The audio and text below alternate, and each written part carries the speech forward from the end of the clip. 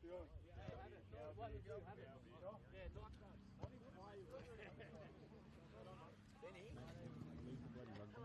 single game this round has been right. Every single game. Yes. Well, I had 7 targets actually. That was my one upset for the day. Wow.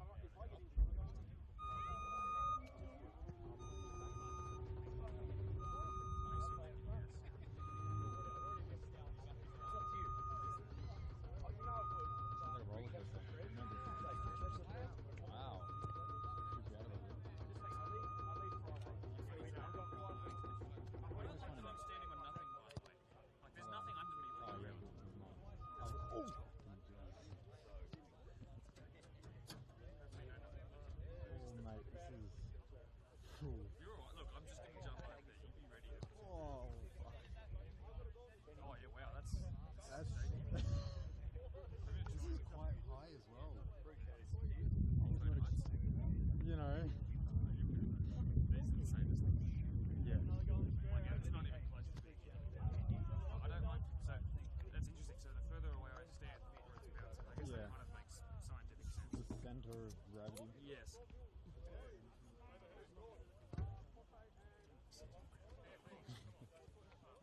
That stuff. Shit, did I press record? Not too far away, I think.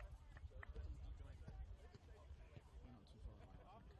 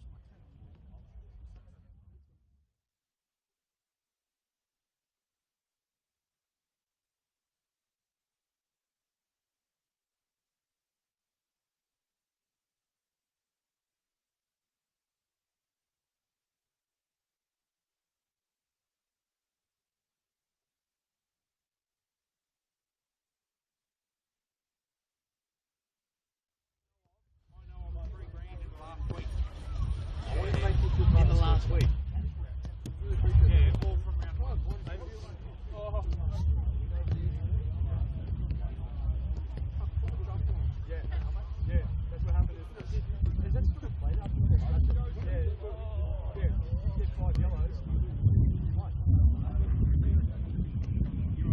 So what happened?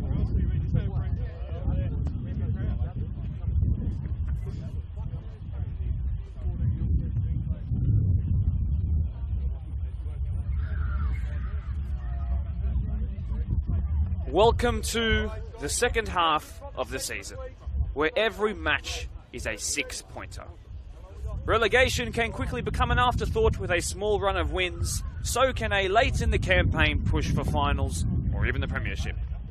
By now, you should already know what teams are good at and what their weaknesses might be. Who has the fastest runners or the fittest 11? who was a major threat from set pieces? Which new signing tore your defence apart in the first round of the draw that you know you need to mark tighter this time around? Happily, I say to you, welcome to the fascinating home of all things enthralling Ropes Crossing Reserve, where the mighty Ropes Crossing Strikers today host the equally strong, equally as fearless Eastern Creek Pioneer Soccer Club. Both teams have something of a rags to riches story to proudly tell to you lovely viewers tonight, and what better day to do that than to come down from a 6-goal opener to the European Championship. Sorry, Scottish fans. When Eastern Creek re-entered this competition a couple of years ago, it was with a bunch of boys from the Blue Mountains who had been kicking the ball around together for ages. They achieved promotion and then bolstered their squad with some real experience and individual quality to keep them more than just safe in the division, but actually competitive too. One kick from a grand final they were. They'd love to go one step further this year, I've no doubt. The self-proclaimed little club that could. Creek have the guile to compete with anyone on their day, but they've played a game more than everybody, so it's key for them to maintain their form and stick in that top 5. Ropes Crossing went from the brink of relegation in the COVID-cancelled season to finding themselves with some really technical players who can turn on the style. But their only issue is that they've been a little bit camera shy in years gone by. For the most recent match of the round backwards, I'll take you through some results. A 2-1 loss to Workers earlier in the season at Labert, a 4-1 loss to Prospect last season here, a 0-0 draw with Doonside in the first match of the season, a 2-0 loss to Ponds going back to the season prior to that now, and then, for June of 2022, a 3-1 win over Riverstone Schofields. You might remember Aaron Trevathan, now of Marion, was the first goal scorer for Ropes that day. Giuseppe Fabiano, now of Ponds, would score the second of what proved to be the winner. Like Eastern Creek, Ropes need to take a step further this season, and that step further would find them up into the finals, finishing positions. Absolutely, this is a 6-pointer for both, a chance for Creek to separate themselves from those below them, a chance for Ropes to say, hey, we're not out of this yet, and close the gap to those in the Furious 5 right now. My name is Mark DePoli, and the weather has prevailed. I think we're in for a belter of a night, with two teams who love to score goals in numbers, and frankly, don't mind conceding them either. And I think it's time that we go through some of the starting 11s. Of course, these two teams met earlier in the season. This is the second half of the draw. Earlier in the season, it was, in fact, the Eastern Creek boys who came away with a 3-2 victory, so a 5-goal thriller. No surprises that these two teams are going to... No be surprises will be had if these two teams just deliver the same amount of goals today. Jordan Davison saved a penalty the last time he played in the match of the round, and of course for Ropes he starts a game between the sticks. It's a back four of Jordan Camilleri. Ryan Azzopardi makes his first appearance on camera since he was an All-Star representative some 2 years ago now. He's next to Gabriel Esper, preferred up to the first grade space now that Mackenzie Chavinda is serving a suspension. At right back, it is in fact Ethan Brannick, one of their top goal scorers this year, with just a little race. Marcus and James Field make up the base of a midfield three that also contains Blake Bufus playing further forward than he did in the Workers game where he was the sit-in 6. Off to the right, it's Tim Hilton, who has a goal at this venue in a match of the round game. Off to the left, it's brand new signing Anya Morale, who has one goal this year, and it was versus juniors. And through the middle, of course, it's the man who got his first match of the round goal contribution in the game against Workers, Ahmed Badat, in Golden Boot contention once again this season. For the first time, and I'm happy to say, finally, onto the match of the round screens this year, Eastern Creek's lineup looks something like this. A lot of players are missing. There is no Liam the Spud Polinsky because he has a blood blister on his right foot as a result of running 16 kilometres and then playing a football match. So he's out today, but on the sidelines watching along. Of course, Leighton Hinton moved interstate and is no longer part of the team. No Brian Sohn decided to call it quits. The, of course, ever brilliant, ever charismatic Brian Sohn. Braden Keating is preferred off the bench today, so some of those heroes that you know that helped them get promotion no longer around these days. Just sad, but that's okay because we still have these players who are here to carry on that torch. Brad Ryder starts in goal for the first time. It's only his second appearance, having put old friend Nick Sayer onto the bench. This is his first grade match of the round appearance, and I'm sure he's looking very much forward to it. Josh Saldana, who scored a penalty in their penalty shootout win against Workers last season in the final series start at right back, the 21-year-old has a match of the round goal to his name as well. He did so against Prospect, and he's a brilliant one of the top prospects out of this team. Scotty Mead returns to the first time, for the first time in a long time, the tree lopper, of course, now formerly of Ropes. He spent a year there back in the COVID cancelled season. He actually partners a man-making making only his second appearance of the season, Kurt Machut, who was an all-star in 2023, of course, had 9 corner kick assists in one season in the 2022 promotion campaign. He's actually preferred through the middle after rupturing, basically doing a half rupture of his Achilles, and then he reinvigorated it around the first training session of the season. So it's been a really hard, probably been really hard to motivate himself recently, but he's finally back and he's preferred through the middle of the fence. Nick Johnson, who is oh so fast, the Olympic lifter, of course, Nick Johnson, one of the Blue Mountains crop, who has really made his way up into the first grade space this year, starts to the left of this back four. Very new signings in midfield. We will start with Eamon Zakout, formerly of St. Pat's of Doonside, and of Quakers Hill Juniors. Both of those latter two clubs he played for in the same season last year. Preferred through as a midfielder, not quite as a winger or a 10. And I think he's really enjoying his time here under the tutelage of the two Hinton boys. Apparently, I had a chat to him just briefly. He is loving the specialised coaching he's getting for his role, which is awesome to hear. He is next to, of course, Joe Dunn, who's got 4 match of the round assists, has a goal to his name in 2024, and is one of those remaining crop from yesteryear who have been carrying the torch for promotion years. Now, for the first time, we get to watch the ever-brilliant, perhaps the most mercurial man in the competition, the brilliant former Sydney Olympic representative Tini Petratos, who has that 10 jersey, to play as the 10, actually got a red card against Ropes Crossing in the first half of the year. Ashling Govender starts off to the left-hand side. He might not have a goal this year, but he actually scored 2 in 30 match of the round minutes when he made his debut last season. Liam Hambo Hamilton starts off to the right, of course, the enigma that is Liam Hamilton, who loves to score a goal when the cameras are on, by the way. Through the middle, it's the new signing from Prospect. He's got 5 goals in 10 games. He's also got a goal against Ropes in the earlier parts of the season. Pius Baraji with the 43 jersey on his back. So that is the extended look-through at T2 starting 11s. Thank you so much for tuning in to the match of the round. Of course, my name is Mark Polly. It is Ropes Crossing hosting here tonight. Eastern Creek Pioneer Soccer Club in their 50th anniversary jerseys, celebrating that mighty achievement this year, which is such a fantastic thing to be able to boast. Very important, just to give a recap of what I've been talking about the last 5 to 10 minutes. So it's very much a 6-pointer. The second half of the season,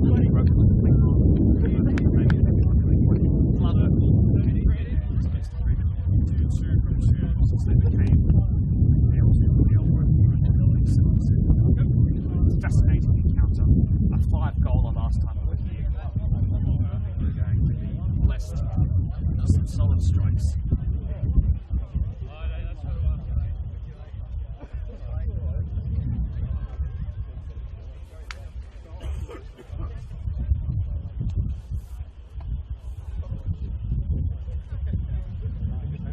Players are going to observe the minute's silence.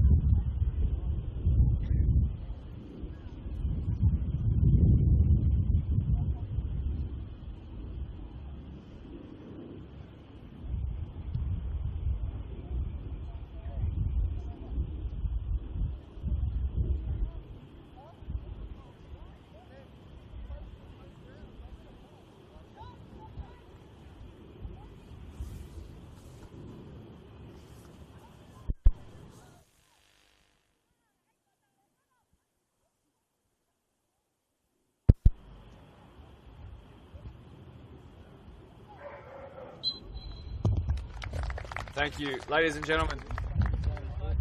Players respecting that. Ropes will be running left to right across your screen. Forgive me, they'll be running right to left across your screen. Lucky I made the letter L with my left hand. Eastern Creek will go from left to right, actually. We're used to seeing Ropes Crossing actually wear white jerseys at home. Today they're preferring the black. It's Eastern Creek in their white commemorative jerseys for their 50-year anniversary. We've been allowed to use that strip today. Ropes have had their huddle. Now they get into position. You can hear the dogs barking because they were so loud. I really do think that we are in for a fantastic showing tonight. We're joined by some very experienced referees and officiators of the game. Mario Todone returns to the match of the round for the first time since last year. Highly experienced referee.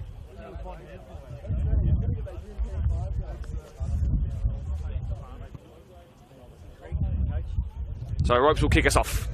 It's Ahmed Badat in that number 9 jersey standing over. He's got 7 goals this year already, despite the fact that he missed a couple of games and even half of a game against Tigers last week due to, or 2 weeks ago I should say, due to being returned and into getting his match sharpness back into his boots. Great to have good old Ahmed back among the fold, looking for his first ever match of the round goal tonight as well. Underway we are in the match of the round as we head into the second half of the season. These are the crucial times for teams to find their form. And players who are new signings have started to really settle into things and they really know their club inside out. Everyone has played each other once. Of course, unless some games have been washed out, of which there will be some catch-ups, but everyone has pretty much played each other once. It is fascinating, this competition, and we will see exactly how the First Division wraps up. So keep your eyes tuned tightly to what's happening in front of you, because this is a big game here. I'll let you know of any other results that have happened from around the grounds as we approach half-time. So be sure to stay tuned in. Marcus Field. Picked up here by his cousin James, who is, by the way, a fantastic pro club centre mid as well. Morale. Anya now dives inside. He'll go for the cross to the back post, of which threatening there was a combination of Brannick and Hilton. 13 and 14. 13 for Hilton, 14 for Brannick. Usually Ethan Brannick, the right wing, that they preferred as a right back in the absence as well of Mackenzie Javinda. Apologies for any audio issues you might be experiencing right now. We're doing our absolute best to amend those as the game continues on, but if you'll bear with us. Great to see Ryan Azzopardi back involved among the starting side for Ropes. Really accomplished, centralised player through this entire spine of the team. He's capable. Stepping in there was Esper, I do believe. Actually, it was Azzopardi, speak of the devil.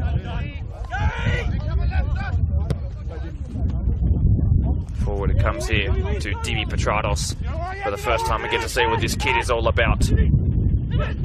He's played it square almost to Pius Baragi. These two have combined a number of times. I've been told it's fallen somehow to Pius Baragi. The sliding challenge was utterly fantastic. It has levelled Pius to the ground.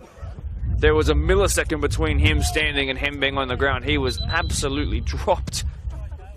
He's back to his feet. He's a tough cookie. He'll carry on. But that's a real wake-up call for him. It's not the nicest of pitches out there today. It's been used a whole heap of times today by the youth teams, of course, leading up to this one. The reserve grade game prior to this, the main ones as well. So it's a real, not really the most comfortable of pitches to fall on. Of course, the ever-busy Ropes Crossing reserve. Stepping in was Frufus. Had a really accomplished game against Workers, you might remember earlier in the season at Labert. Picked up here by Ash Govenda. And then Joey Dunn, who's been a mainstay in this team for so many years now. Josh Saldana gets past Morale, then gets past Field as well. Wants to get past the other Field, ran back into Morale though. Still they tussle for it. Anya keeps going on. Back by Liam Hamilton. And he makes his trademark run in behind. Can he burn as a party? Can he square it to Dimmy? Can he square it to Pius Baragi, who took a touch for some reason? And they should be 1-0 up. Unbelievable. I think he thought he had more time than he actually did. Unsure why he didn't just tap it into the back of the nets, but here we are, still deadlocked in the law. Ropes have been alleviated by the mistake there.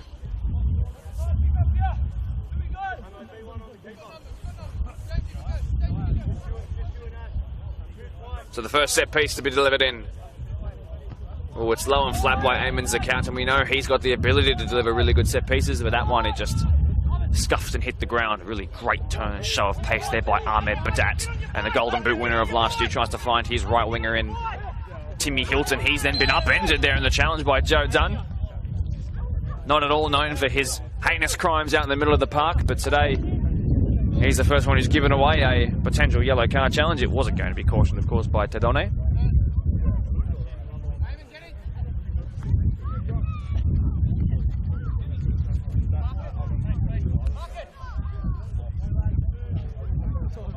I'll expect anything out of today, because if sport has told us anything, it's that Scotland can concede 5, it's that the Tigers can win in the NRL, it's that the Warriors might be on track to do the same thing too. Field standing over, hit the crossbar against Workers. He goes for the knuckleball. It's been tipped over on debut by a very, very happy Ryder in goal. Very good stuff there by Brad Ryder. We'll be riding on a high after that.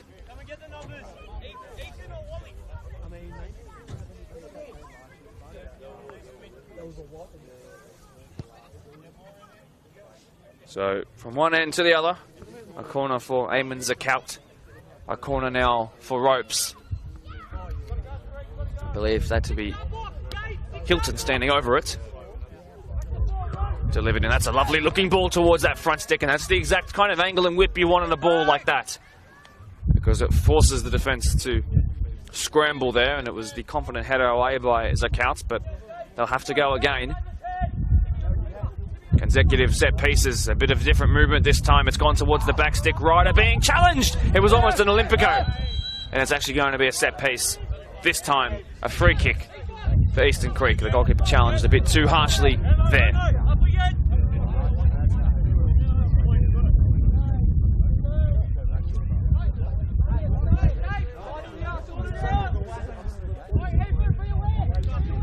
Today, in the technical areas, it's two of the most respected coaches in the competition. Tony Muscat came in and really levelled the ship at Ropes Crossing after a change of manager just 2 games in. And Danny Hinton is one of the most experienced men in terms of representative experience in the entire competition. He could rival anybody. I wouldn't be surprised if you find him as the all-star representative coach one day. Throw in taken long by Camilleri at left back. Finds to field and then to field again. This is what he does on pro clubs. It is James Field dilly-dallying, delivered in, cleared away comprehensively by Ashton Gaventa. What a uncompromising role he has. He's everywhere as a party heads that out.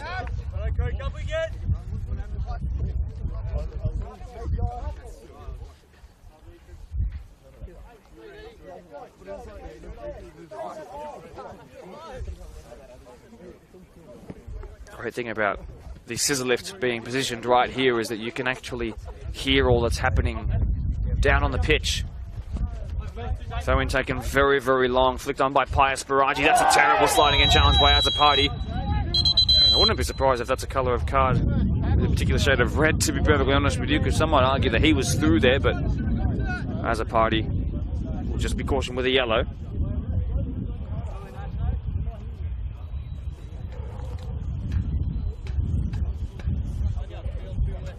So the first caution of the day goes to Ryan Azzopardi.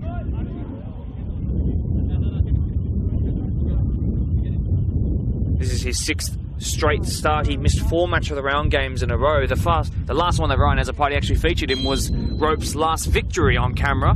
That one against Riverstone all those years ago. Great to have him back. It's come here to Eamon Zakout. Darts past one. There was a slip there. He's won it back somehow. Tried to put it across the face of goal. Wasn't quite clear by Camilleri. A bit more comprehensive that time. Joe Dunn, he's got 1 goal this year. He lines up another as a party stands in the way. He's on thin ice for the rest of the game. Here's the All-Star. And he goes to clear it away. Dimi Petrados was keen to that one. It's come off there of Liam Hamilton. Poor work there by Govenda. He tries to dart back in defence. That's clipped in behind by Fufus a little bit away from Morale, from the former Nepean man. Ryder under pressure here. He's cleared it well and cleared it away. Brannick, nice touch out of the sky. Hilton ahead of him. In by Timmy Hilton, and it's put out for a goal kick.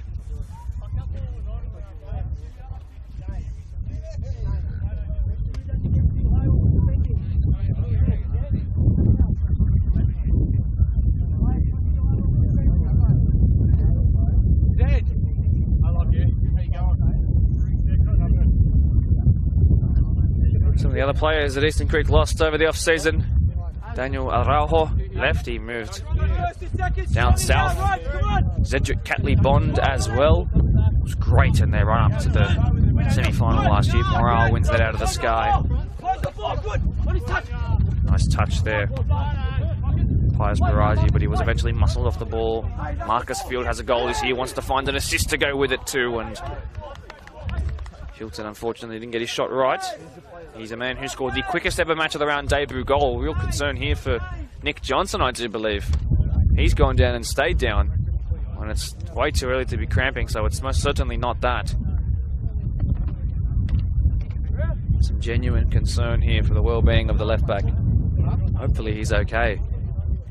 No, they're calling over the physio. This is not good. Over goes Mitch Hinton.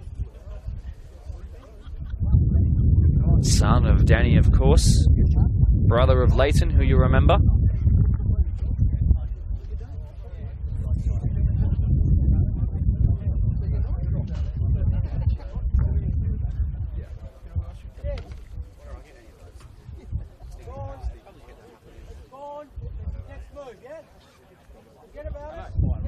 Just having a listen to what some of the coaches are saying out there on the touchline, and it's clear that there was an opportunity, of course, for Ropes to find themselves a goal, and Tony Muscat's just telling them to move on, and that's okay. So I think they are going to be forced into a sub. Really, really, really massive shame.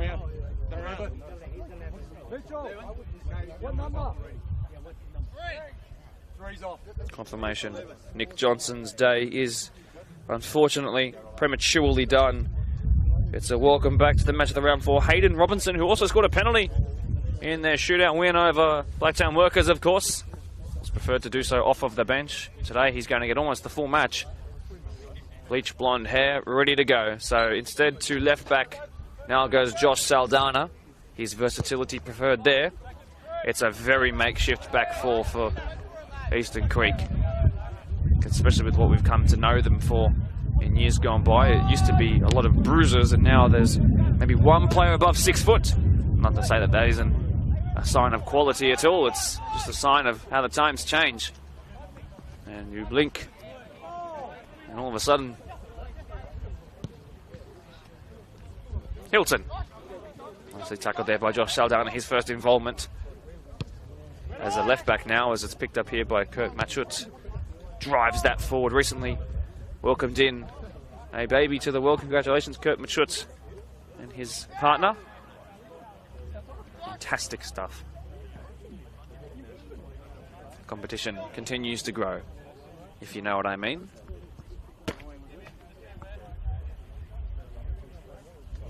They've been taken long.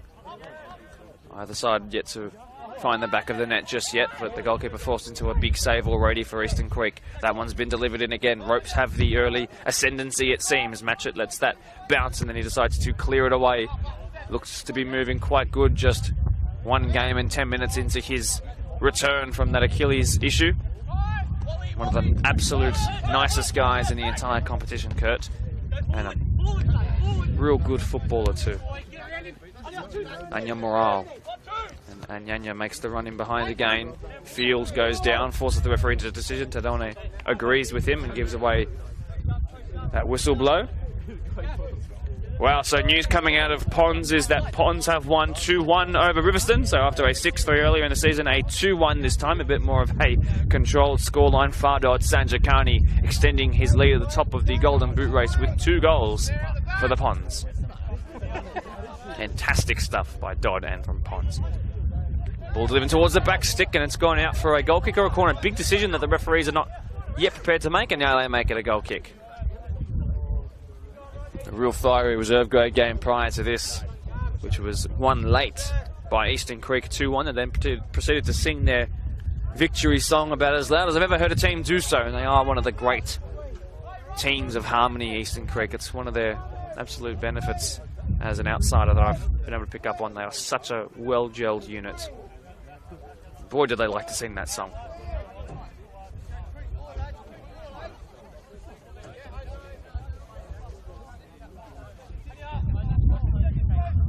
There he goes. something I picked up now is that Brad Wright is a left-footed goalkeeper. It's somehow found its way here to Liam Hamilton. That's a really lovely weighted pass. Dimi Petratos on his match of the round debut. Couple of step overs, looking like Ronaldo in the friendly a couple of days ago. Dimi Petratos goes for the reverse pass. He was looking for Hamilton. It didn't happen, though. Bit of a miscommunication. That ball sent it behind. Ahmed Badat wants a first goal on camera. Will he get there first? Ryder did just about, and Yanya Morale picks it up. He's going to drive at the recently subbed on Hayden Robertson. Pass him in a flash. 11 on 11 now. He's in his way. Blake Fufus, who's doing defending for Eastern Creek. Unbelievable. Great defensive work by the former Nepean man, but unfortunately against his own team.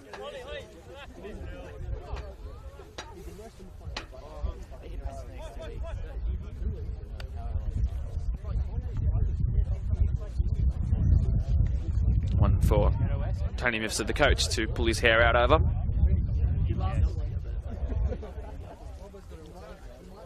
So the first set piece on the near side of the entire match. What is Marcus Field capable of here? Just 19. Delivered in. That's a lovely ball again, and Ryder's been forced to come for it. There is Ahmed Badat cutting back. It was from a corner that they scored against Workers, of course, in the match of the round, you might remember. Will something similar happen here? Espa left it flat, and Zakaut was keen to it, and Liam Hamilton has bundles and bundles of energy down this flank. He puts it past his man, but Espa had the quick step on him, but Zakaut is threatening in now as well, and he shielded it really well to earn a goal kick there. Lovely stuff by Esper at the back. Quick turn and look over the shoulder there by James Field. Same thing there by Marcus Field, the identical boys. One cut from the same cloth as the other almost. A couple of years of fledging left to do for young Marcus, but he'll get there, and he's a good little midfielder. Govender looks to find Pius Baraji, who's gone to the left flank for the time being, and it was well dealt with there by Ethan Brennick.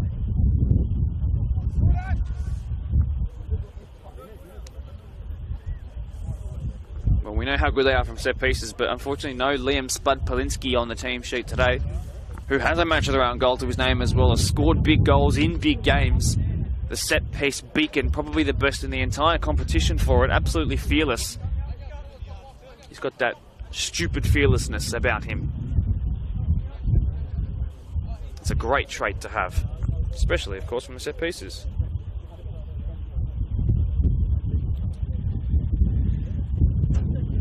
So I'm hearing as well from around the grounds that Prospect versus Quakers was in fact a washout. Doonside and Workers have been levelled 2-2. Of course, we know about Ponds and River being 2-1 Ponds way. Marion 3, Tigers 0. Ball delivered in towards the penalty spot, cleared away by Field. So Marion and Ponds go into the weekend.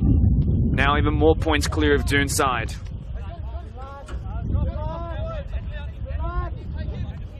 Very good result by Workers. Very, very good result. Although that is an unconfirmed score, not 100% confirmed. I'll let you know when that is 100% confirmed. Morale might find the loose ball falls to him. Instead, it was Scotty Mead getting involved, and he keeps it in field, actually. Hamilton involved here with Camilleri. They tussle for the ball, these two, as they will throughout the entire 90 minutes, I'm sure. Hamilton strong in that bulldog-like approach. Little push there on Hilton, actually, who was coming in to defend here. And then Camilleri plays it long. And he's been called back, and now Hamilton's going to get chatted to. Bad behaviour, says Tadone. And then you can see we don't need to be an expert at charades to see what Liam Hamilton, his point is in that moment. Morale, who's been good so far on cue, lets the ball go out for a goal kick. This is why I don't compliment players. It always happens. News from around the grounds as well in the PL2 world. So Parkley and Glenwood are stalemates. St Pats have gone down 2-0 to Newbury. And Polonia 2, Oakville 3. A third loss consecutively for the boys who were top of the league just a couple of weeks ago. Perhaps the ultimate collapse is such an unfortunate thing for those guys. Dimi Petratos, lovely work. Was he onside? He gives it back to the diminutive number 10. Strong in there, and what's been won here? Just a goal kick.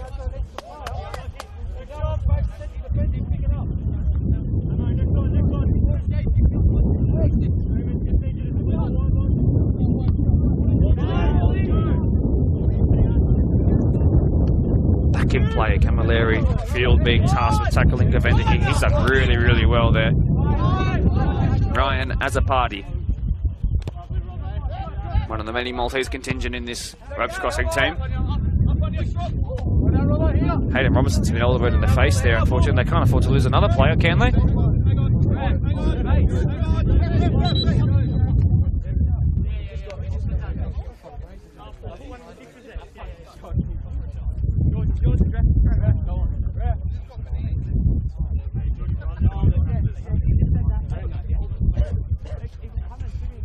Wind's starting to pick up here at Ropes Crossing Reserve.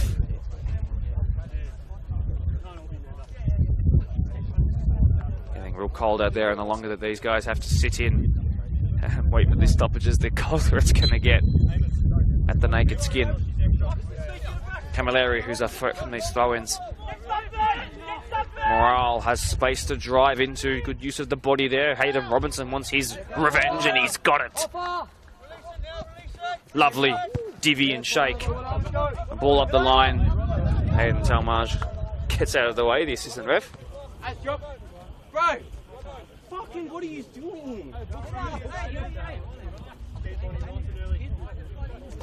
Apologies for any fruity language you might have heard there. Sit out. Sit out. No, Robo, leave this. Sit out. Sit out. No, sit out.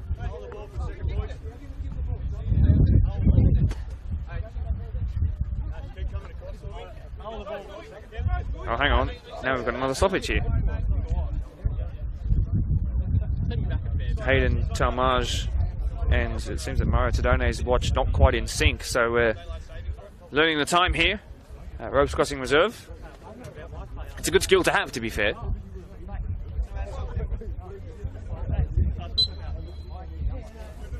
Right, finally back in play. A little trip there by Govender. Nice turn there by Ahmed Badat. We know how much he loves to be a supplying striker as well as a finisher. From the 9 to the number 10, James Field. Into the section of Brannock and Hilton territory.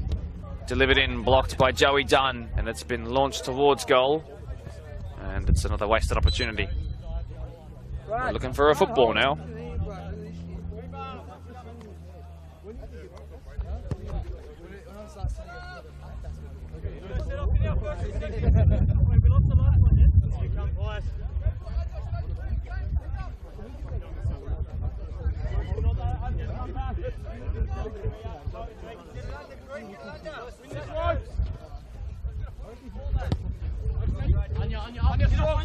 Morale wins that out of the head. He's taking his headband off and he's won the header instantly. Maybe it was weighing him down a tiny bit.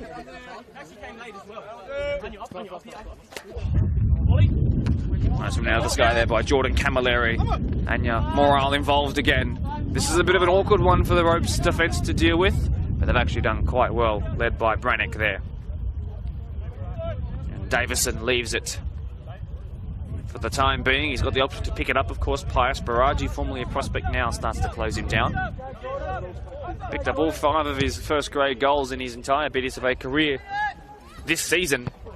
Been a prolific scorer at reserve grade level for many, many a year.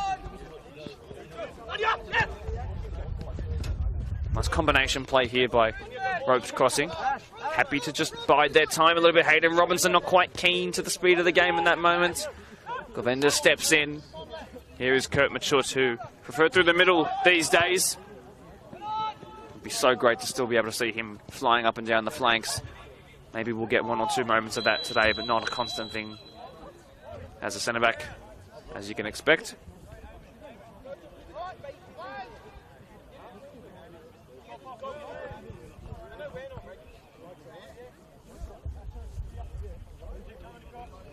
Not a stoppage in play. Yet to get any real clear-cut, long-standing periods of passages of play just yet. It'll come. Bit cagey so far. Delivered in, Ethan Brannock. Sent away, Kurt Machut. Picked up here, Josh Saldana, I do believe. That there is Dimi Petratos. Perfect weight of pass to find Pius Baragi. He storms through towards goal. He's going to try and square it to his man now, surely. Dimi Petratos has lightning feet, but not on the same wavelength as Eamon's account there, and now they could be caught out here defensively. Ropes can play this quickly. Hilton picks it up. Ahmed's inside. But Kurt Machut steps in again. It's been left, and Ropes pick it back up through Jordan Camilleri. Anya Moral. Nice pass in behind to find Foo Fighter. Fufus puts the ball in. It should be cleared by Saldana. It is. And it comes out here to Field, who wants that match of the round goal after he came so close against Workers. Sliding in was Hilton. I think he might have hurt himself a little bit. He's okay, back to his feet now. Sent up the line to find Pius Baraji. Stepping in strongly was James Field.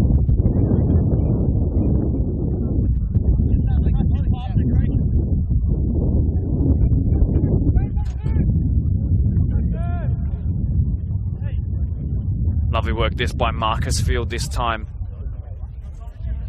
The MF in MF.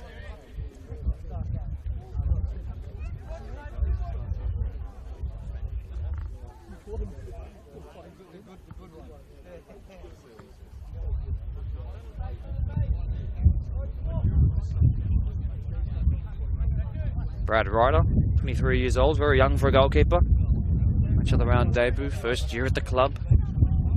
Big day for him. Only made his first start, a little handball there, not called up though. He made his first start last week, got a clean sheet to boot, to be fair, against the Tigers. Oh, living very, very dangerously. Fufus with that hard running. Hayden Robinson. Well blocked off there by James Field. Morale, these two have had a great tussle so far.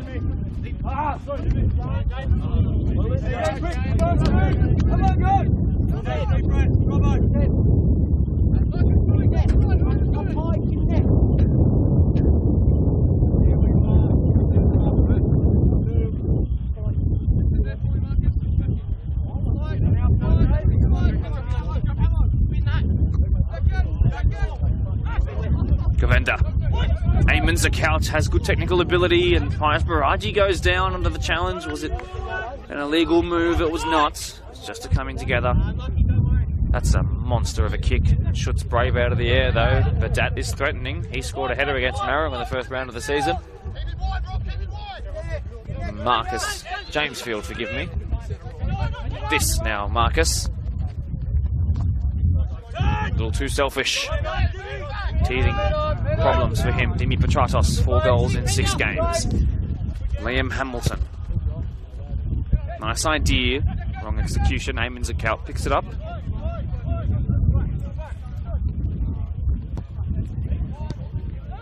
Fufus has time and space. Delivered it straight to Richard. Scotty Mead here.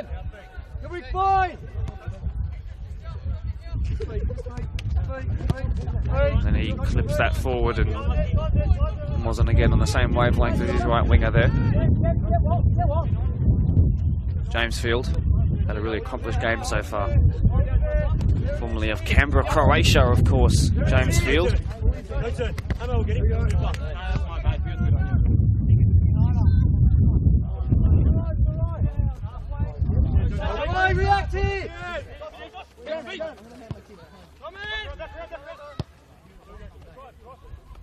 Lovely pass out wide. That's Hilton. Looping very high. Keepers come, keepers call, keepers claim. Another one who likes to do drop kicks out of the hands, and look how effective it can be. Pius Baraji past Esper. Hasn't really got anyone yet to pass it to, and it's forced a corner. But they're saying goal kick, and they will get their decision. Ropes crossing here at home.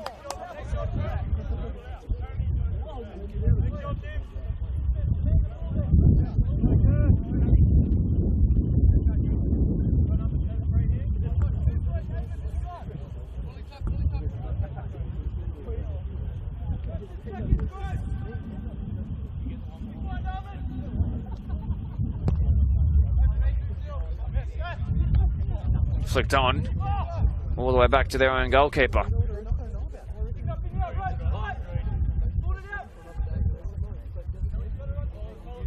Another drop kick, that's a monster weapon there. Eastern Creek might be able to capitalise from this. Giving away Petratos.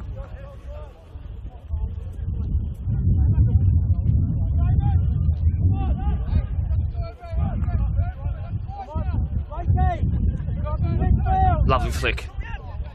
Stolen off Govender. Ooh, Joe Dunn has got some space. He thought about the first time strike. He won't go for it. Finds his long-time teammate Hamilton, who squares a perfectly lovely goal. Very, very smooth stuff. Such a well-worked move down this near side. Involved once again was Liam Hamilton. A simple squared finish for Dimi Petratos. 4 goals in 6 games becomes 5 goals at the start of the 7th. And one of the hottest signings over the summer has come up again in the cold this Saturday night. And Petratos, pinnacle footballing surname, back among the goals after he had a little break last week. And back among the swing of things are the team looking to bolster their top 5 hopes. And movements like that, where Ropes just looked at themselves for a second after the ball hit the back of the net and said, "What on earth?" They're exactly why Eastern Creek are where they are. It was the quickness, the sharpness of their play that has resulted in that goal there. You just saw Ropes go back and scroll back and have a look. Ropes just looked at themselves and said, "How did that ball get there? How did he get there unmarked?" 6s and 7s, you might say. As a party, sends that forward. That's a little frustrating for Ropes.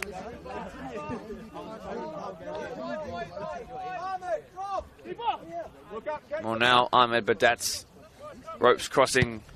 They're going to need to find themselves a goal. Ahmed's never scored on camera. Today would be a really great time to change that. It's got to be the most unfortunate and unlikely of coinkydinks for the Golden Boot winner to not have scored on camera yet, including in All-Stars as well, where he came so close once or twice. Squared pass from one field to the other. Marcus Field sends that forward to Ahmed Badat, giving back to the number 7. First time pass to Hilton. Can Ropes do their own combination play, including their midfield and right winger? James Field involved now. Finds Marcus Field. And they've lost their territory a little bit. Brennick gets it back under control. The left footer finds Fufus, who was also left-footed, who then now finds Hilton, delivered in towards the backstick. Morale was there and cleared away by Liam Hamilton doing the defensive work. Was in Europe for most of the season last year, could barely get a run on the team once he got back because he was so out of sorts, as you should be when you come back from Europe, to be fair, especially with the amount of time he spent in Santorini. My word, they look good on Facebook. But yeah, no, it's great to see him back in the first grade fold. And match of the round assist to add to his tally as well. Such a frequent goal scorer when the cameras are on. Great to see he's got still the ability to deliver an assist too. A slip, but that ball was going away from Brennick from the moment it was hit by Field.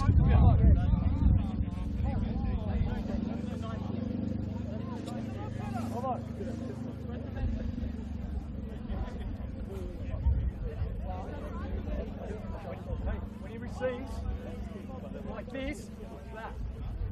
Beware, okay? Don't see what I mean?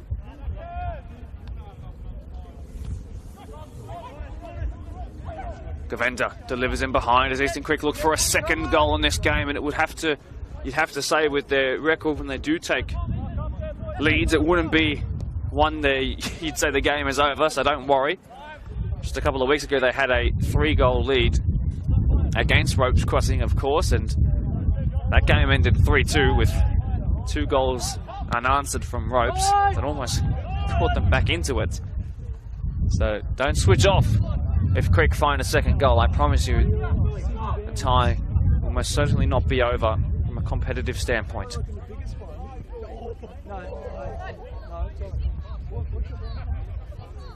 And that's been sent away.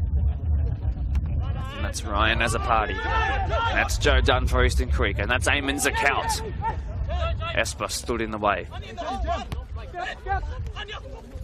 Lovely touch, Ahmed. Another lovely touch, Ahmed. Cut out there. One back by Pius Baraji. unhappy at the technical area of ropes. Again, apologies if you heard that come through the mic.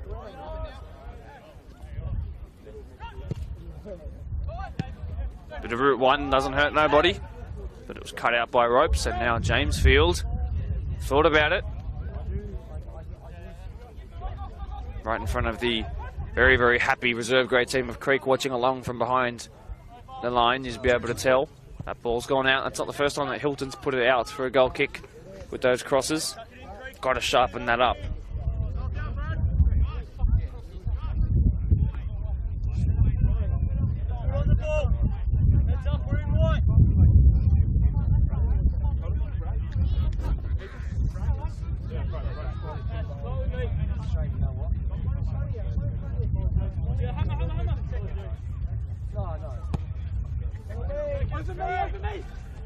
As a party uncontested in the air.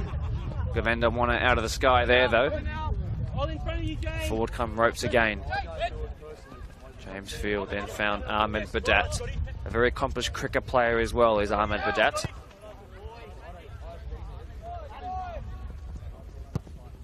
Shot towards goal. Oh, it was spilled, and who might it fall to? There's a call for ref to blow his whistle. He didn't. Ropes are still in the ascendancy here. Ahmed Badat almost flicked a ball towards goal off his backside, and that haphazard bit of play finally comes to an end. Reset, focus!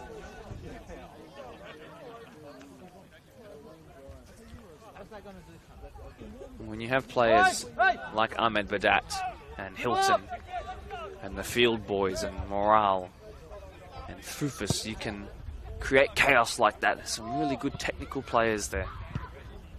And it almost came to their help. Was he here from an offside position? Yes, he was. Referee doesn't know it yet. Referee still doesn't know it yet. This play should be long over. And now it finally is.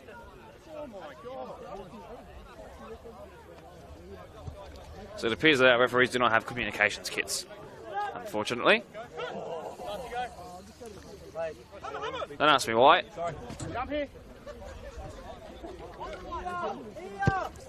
Shoot sends it away, and for once it was misdirected. And then Camilleri also had his turn of putting it in the wrong area. Mark is in front of you, Blake with you. Anya, push on. James, yes. Anya, come in front of you. Stand in front of you. Stand in front of me, Mania, so they can't. And the party won it again out of the air. Fufa sends it towards his golden boot winner. Nice work, Scotty Mead. So solid whenever you need him. Too strong there by Joe Dunn.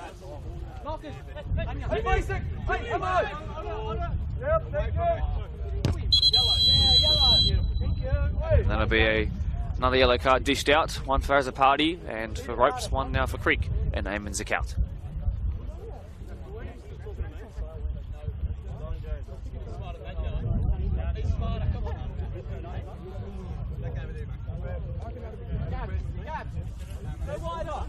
Wide up. Forward, Marcus. Forward to gap.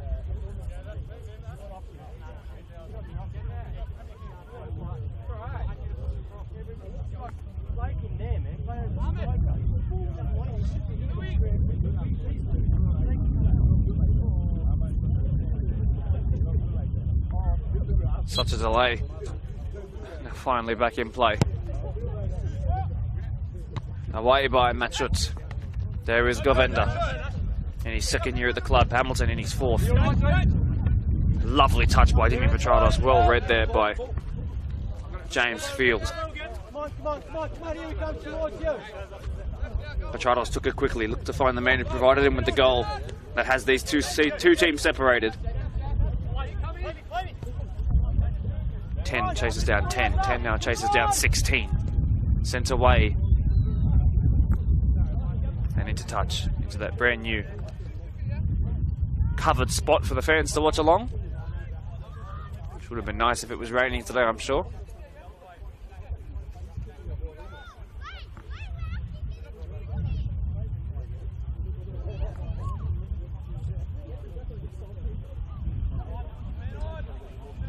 Again, cleared away.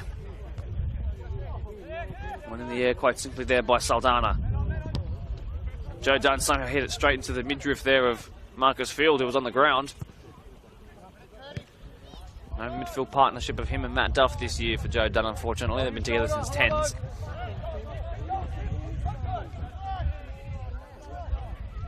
Good win there. Can he now deliver the cross? No, it's a real struggled trait of ropes crossing down that far right-hand side. And now there's some space for those forward runners to receive this. Dimi Petranos went for the audacious. It's worked out quite well. Pius Baragi, that's been well tackled there by Brannick.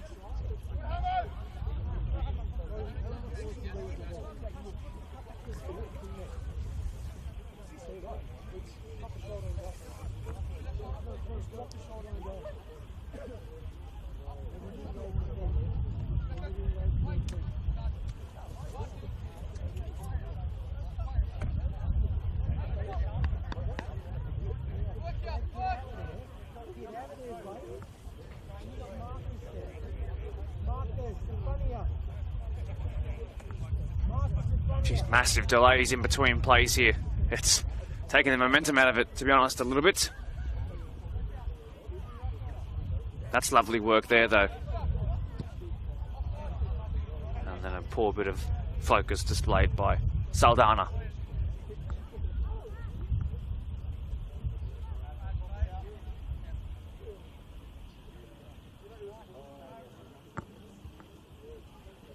Sent away, Brannick. That's another huge throw in there. Eamon Zakout. Warning signs flashing here for ropes. But the quality on the pass just a little bit off. Brannick did well. Did he beat the sideline? No.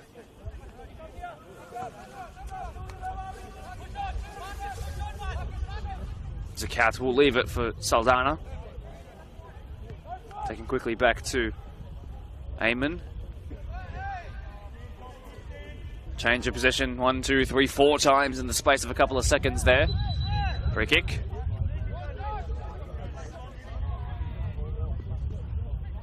Throw in taken. Instead, Joe Dunn a bit of a hit and hope. Baragi closing down as a party, who's done really well there. Sent it wide to Tim Hilton. Massive coming together, which Mitchell has lost. This is advantageous for Ropes, who are striving forward again down that side. Whose ball? Big call, this one. The most contested thing in the footballing world is a throw-in. But Eastern Creek come away with this one here.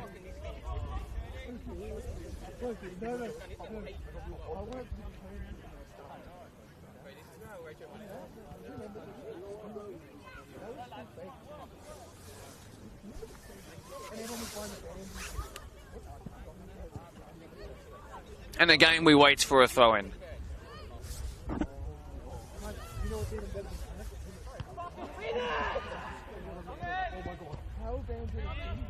Both of these two teams just sitting in about third gear right now. Not quite getting into their full stride footballing-wise, I would say. Lacking a tiny little bit of intensity as Eastern Creek look to hold on to their 1-goal lead.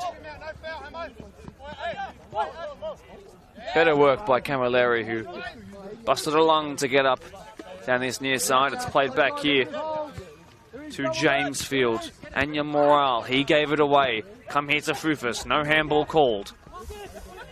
Good turn there by Blake Fufus. Ahmed Badat searching for that first match of the round goal, trying to do it all himself here. Goes down, wins the set piece, and Eastern Creek are incensed.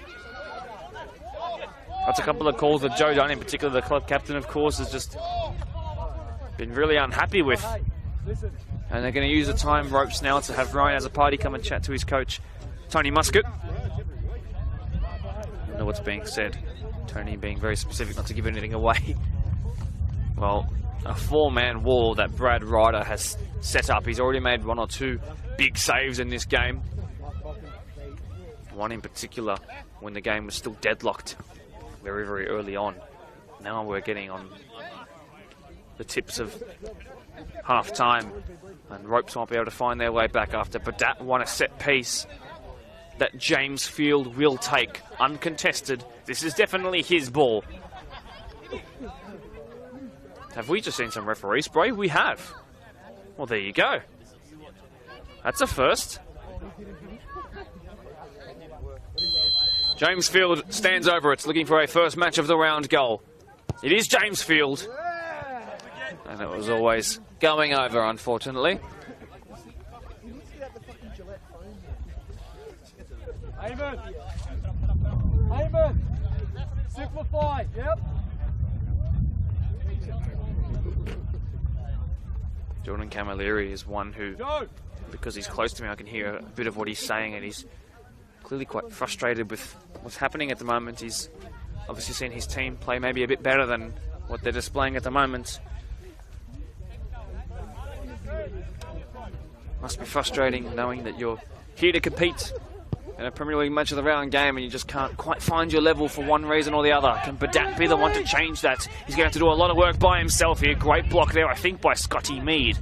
Badat keeps twisting, keeps turning.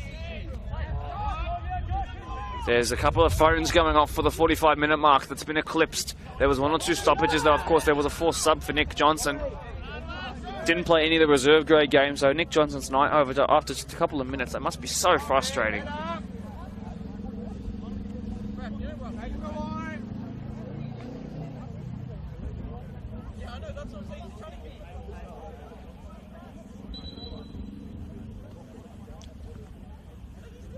Is the ball pumped enough? That's what we're checking now.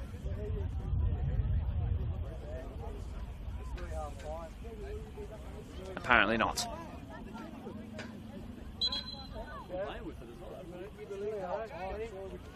Braden Keating makes his first match of the round pass in almost 2 years.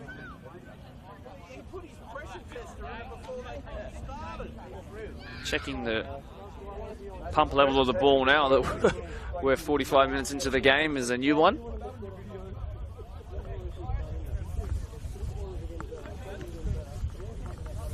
Well, a second goal here would be absolutely critical, you'd have to say. And now they've won their own set piece. Another delay in the game. Might they want to take this one quickly? It's Petratos standing over it. The Leighton Hinton replacement. They played together at representative school football level. Those two actually. Now one takes the 10 off the other. Or the 10 roll, I should say. Leighton used to wear 14.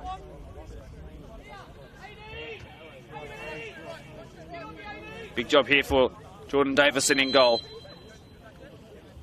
A one-man wall, it's played short. They go for the 1-2 and then the smack towards goal. It was a nicely worked training ground move, but they can never use it again now, and that will be the last significant moment of the first half. It is that man, Dimi Petratos, who has these two teams separated after some brilliant interplay down the right-hand side.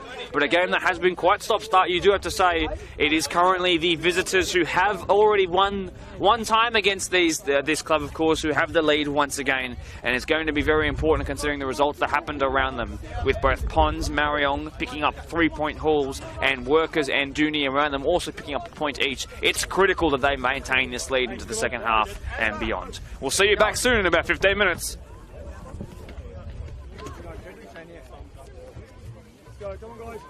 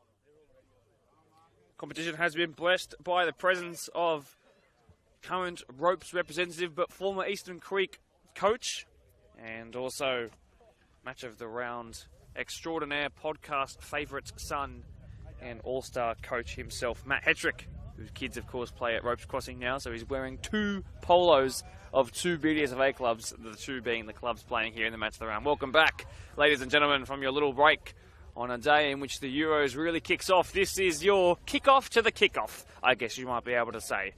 Welcome back. And it was, of course, Dimi Petratos who picked up his 5th goal of the season and the first and only of today so far. This was a 5-goal game when these 2 teams last played earlier in the season. I'm expecting more goals in the second half. Only 1 goal, to be fair, came in the second half of that game earlier on in the season. 4 came in the first half, so might that flip on its head today. We're just awaiting the referees to make their way back out onto the pitch. No changes, it seems, just yet. I forgot to mention as well, no Hossam Ali, formerly of Doonside. Worked his way into the first grade space of Eastern Creek, and he's been absolutely fantastic. Unfortunately, he's injured, had to go off in the 38th minute of last week's match. But he's watching along right now, I'm sure, in the warmth.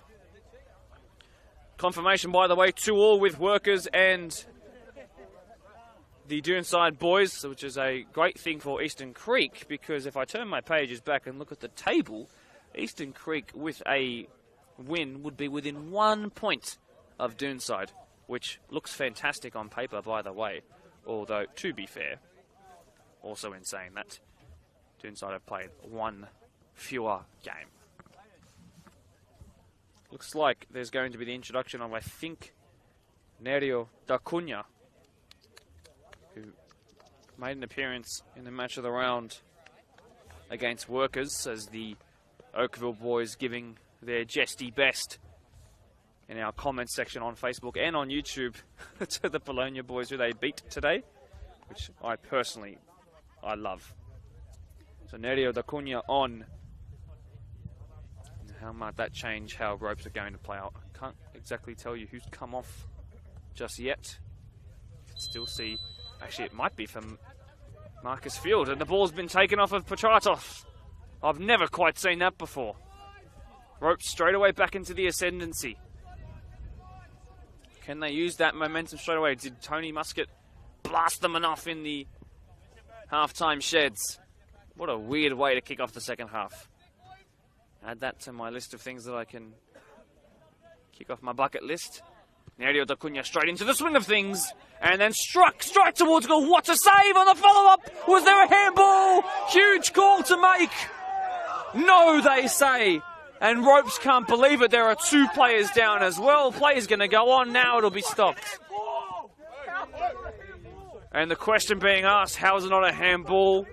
Which you can probably hear just as clear as my voice at this point. Straight away into the second half. One of the big moments of the match has just come upon us.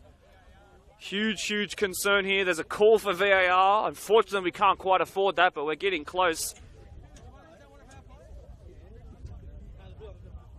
And straight away, Ropes, when they got that ascendancy off the kickoff, they almost used it to their advantage.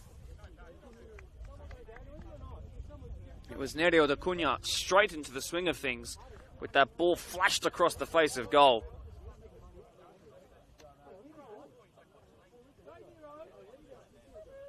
So Joe Dunn's down. Was he the one that handballed it? But also,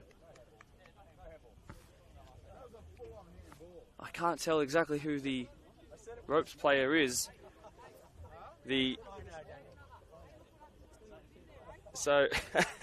From the technical area below me to my left as well, there is some conversations happening from Eastern Creek about if it wasn't a handball, and they are slyly suggesting no handball. But in all the commotion, and in just 26 seconds, and they're all looking back at the replay, I can see below us now, was it a handball? You know what, we might do the same. We might do the same and have a look as we wait for the injured player to be okay. Let's have a little look back at what's brought us to this situation right now. Ooh.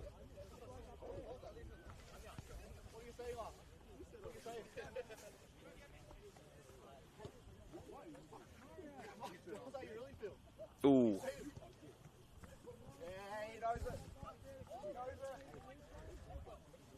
It might just be a handball upon reflection.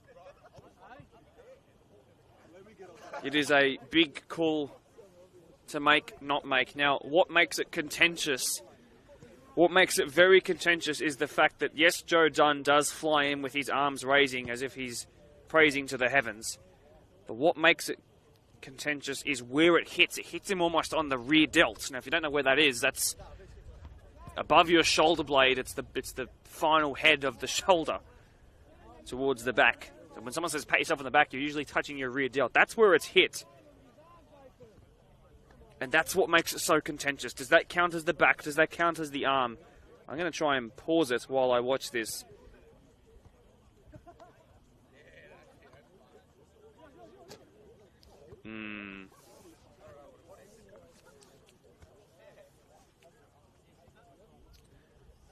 Moving on.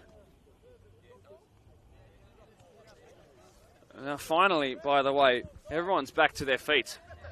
And we're going to have a real long stoppage at all. I'm just going to be quiet for a second and just hear what's being said to the referee if you'll give me a moment.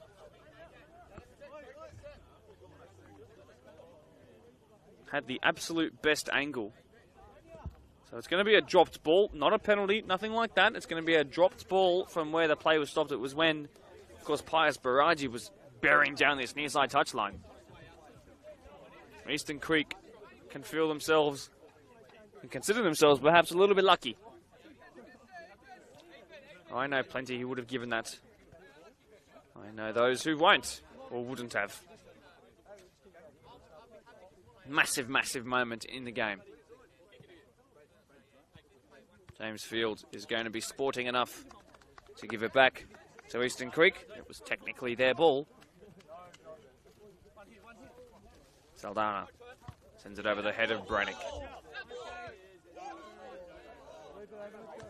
Now Ropes feel they have another decision go against them.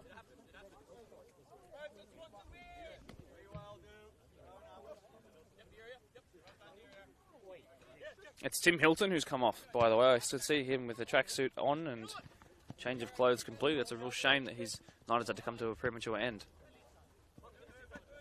Rising highest was Marcus Field. Ahmed Badat tried to flick it on. Joe Dunn, is he quick enough?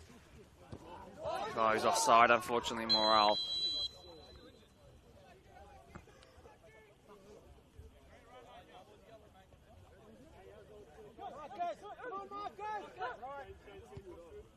Plays it short to Saldana.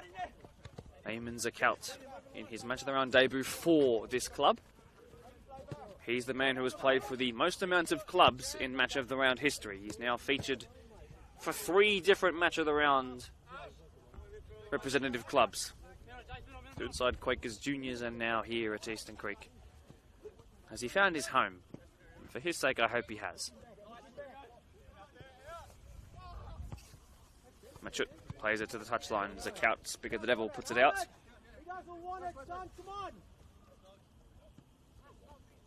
Here's Ethan Brannick. Another long throw in from the kid at right back. Govenda sends it forward. Bit of a loose touch. Pius Baraji picks it up. Liam Hamilton, stunning ball into the box. Cut back, looking for a brace. That is clinical Creek football. Liam Hamilton is a superstar. And the ball by Dimi Petrados to find that bottom right-hand corner was just as beautiful. But from start to finish, that move was as crisp as you'll find. And it's another right-hand side into the box combination with those two that sees them double their advantage. And in a moment where Ropes thought they had a penalty to level the game, they now find themselves down by 2, down at Hilton and down at home. As finals football looks to creep away from them. This is a massive result. Esper almost fluffed his lines there. Hey Ash, slide across! Slide across! What a goal that was. That's such stunning football. Play now, play now. And Eastern Creek, I could hear them not wanting me to big head to... Oh, big call. And now they're going to have a penalty. Look where the ball's ended up. Look where the man's ended up. That's what they're saying. The referee hasn't actually pointed to the spot yet. Is he pointing for a free kick? I need a gesture. I think it's a free kick. I thought for sure the contact... We're going to have another look. We're going to have another look.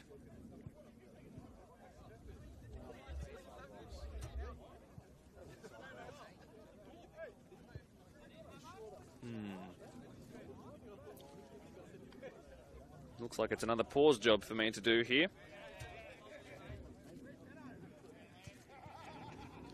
Contact occurs.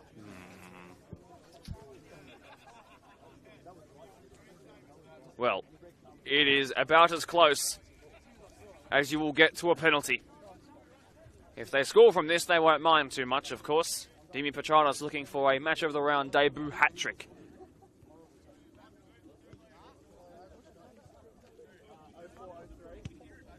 There is Eamon's account as well. He was a regular set-piece taker for Doonside back in the day as well. Another massive moment in the game. Maybe it was a decision made with the lack of a penalty given down this other side moments ago. I'm not sure. A four-man wall. Fufus in there too. It's been played short. Oh, he's got the touch wrong, and it was almost ended up being an own goal off of Fufus there. Nice idea to open up the angle for him. Hayden Robinson sends that wide for the man with 2 assists to his name. He's an all-star goal scorer. He's an all-star level player.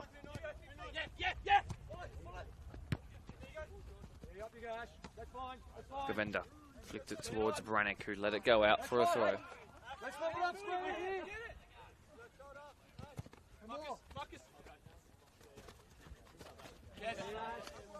I think that a game between Eastern Creek and Blacktown Workers, with the type of football that they play, could be the most aesthetic game in the league.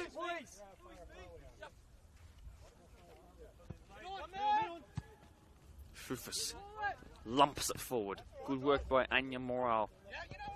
Played short. Zakout picks it back up, this time for Eastern Creek.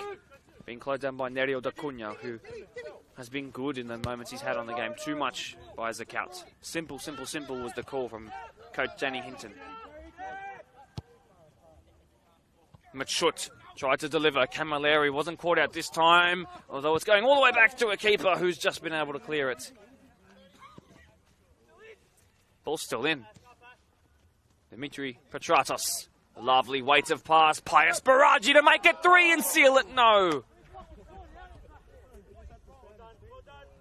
Of course, they need to sort it out quick, smart, or this game's going to be over. Yes, I know that they've almost come back from a 3-goal deficit against this team once already, but this feels like a different game today.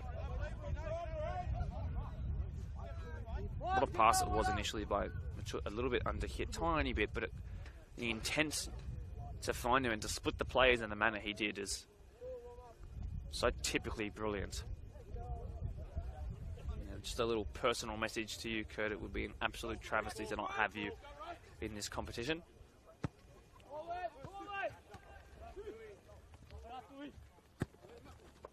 Fufus delivered, cut out, Zakout, past Fufus, bearing down on Brannick, the last line of defence. Still Zakout, a little lucky, cleared away as a party. Brannick let it bounce, left knee control, left foot control, left knee control, tussle in the air. Saldana wants the ball, he's not going to get it. Brannick kicks the ball away in frustration. But it's his ball, not that he knows about it. Now he does.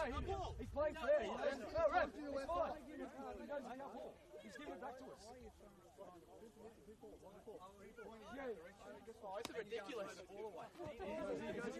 He knows it, referee. He's playing fair. You need to go kick the ball away. This is for doing what you did, which you didn't need to do. Yeah, you made a decision with that. You get back. Can't for being fair.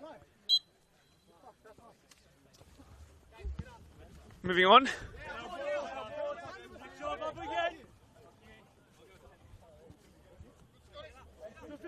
My hope is to just let you hear what's happening in those situations there.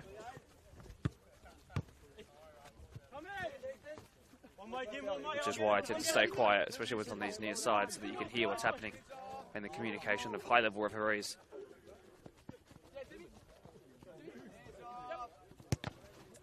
Nice block there, brave work in the cold. Cleared away. Davison slipped though, it's gone out for a throw. Ropes coming to their own issues here.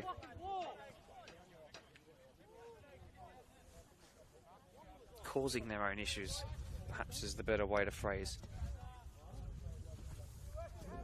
Still a lot of time to be added on when we get to the end of the 90. Of course, don't forget that part. Robinson's been really good off the bench. Nice touch by Field. They need to spark something right now. Really strong tussle. Too aggressive by Saldana, says Tadone.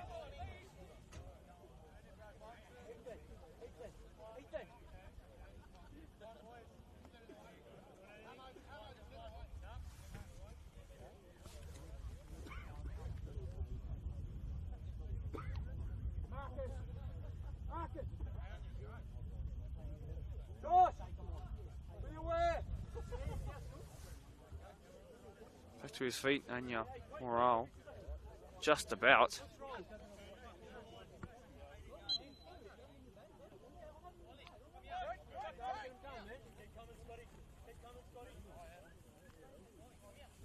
So, Ropes are trying to make a sub as that ball goes towards the back stick and Field lets it go out. But Ropes are trying to make a sub, and right now they can't bring him on yet because, unfortunately, the man they want to bring on has forgotten his pants. Filip Kuzmanovski's going to come on. One of their brand new signings from Nepean this year. He's got his pants. Is he ready to try and turn this game around? So he's got number 13, Tim Hilton's pants on. And he's got Kuzmanovski, number 26, on his shirt. This is why this is the best league in the whole world. Anya Morale comes off after a stellar first half that he had. Kuzmanovski comes on in this defensive position, which means that... So he comes on at right back, so Brannick's going to go further forward is my guess. Yes, he's gone to left wing, so he's going to be playing as a traditional winger with his left whip. Called into the defensive work straight away because Eastern Creek are threatening again. That ball's gone out. No, yes. Corner.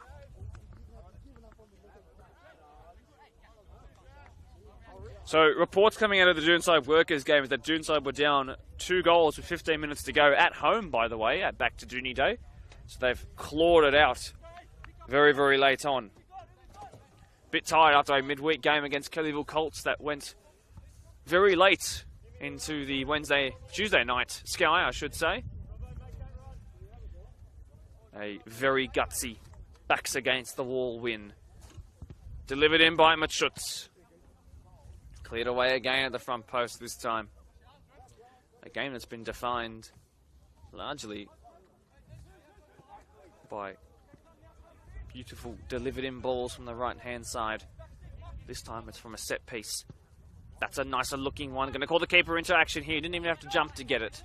Davison, cool, calm and collected as he now looks for the forward thinking Brannick. Oh, it was Ahmed Badat actually. Back it goes all the way to a man on debut, Brad Ryder. Lumped forward straight to Field. Great control from the chest of the former Canberra Croatia man. Picked up here. To play all-age football in Coogie's leagues. Nerio da Cunha struck towards goal. It was blocked off, though, on the 18-yard line. Nice touch there by Govenda, who's a really impressive, multifaceted player. Delivered in behind for Pius Baraji. Can we see him get to his full top speed here? Because if he does, he's dangerous. Pius Baraji being hounded. Pius Baraji, oh, side netting somehow. So unlucky for the 23-year-old.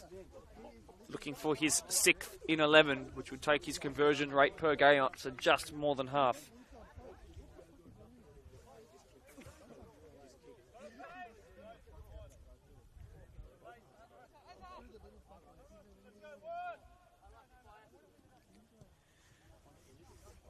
So I think anyone from Doonside would be quick to tell me that they're not quite out of the title race yet, but perhaps with Pons and Marion winning today, it feels like it's become slightly more of a 2-horse than a 3-horse.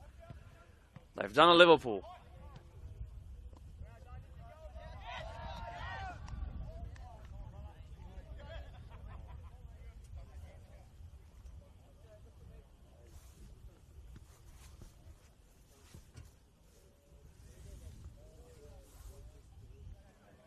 Halfway through this second half. It is the 2 goals of Dimi Petratos that separates these two teams. Machut sends that forward. Involved was Filip Kuzmanovski, brother of Christian Kuzmanovski.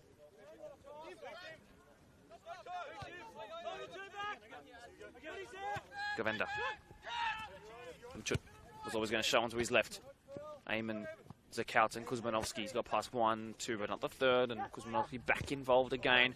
Tussle and hustle there by Josh Saldana. Wants a second ever match of the round goal! Saved off the line. That's really fantastic stuff by Camilleri.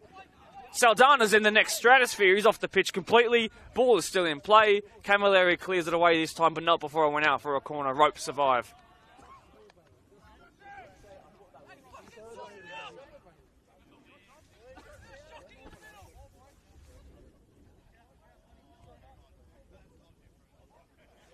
That's a pretty heroic piece of goal line clearance.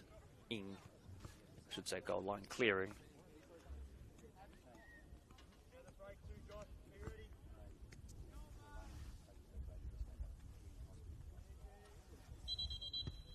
Halt of play here. Why? As Jordan Davison punches the ball onto the crossbar. Looks like Braden Keating's warming up, which excites the brilliant All-Star representative, although he should have been. He was away for the game. Well, that's a really good ball. Cleared away again. Thrice consecutive corners to be taken. Keating didn't get to feature in a single match of the round game last year, despite the fact that he was actually at games, especially in the finals time. He just wasn't able to string some fitness together, and even though he was really involved in the squad, picked up, I think, 5 goals last year, if my memory serves me correctly. He didn't actually play on camera. It's been a while since this guy featured, and boy, is he brilliant. I cannot wait to see him back out there. The goal of the week winner, one time, of course. That's his worst one of the day so far. Can ropes break? Nope, because Hayden Robinson's solid, and he's going to strike from distance. It's been blocked off, though. Who might it fall to? It's going out for a corner. It's been kept in by Field. Marcus Field this time. Great hustle again by Saldana, who really wanted that goal. Wants the assist now for Pius Baragi. Keeps that ball in. He deserves a goal today for his hard work. Nice composed play to find Ashlyn Govenda. That's a bit of a poor touch. Strong work by Davison, I should say. Throw to find Brannick shy of the halfway line. Now crosses it with a couple of touches. Great burst of pace there. Past 3, but not the pass of the 4th. Ooh, big coming together there. Robinson. Fufus wants the foul. Didn't get it.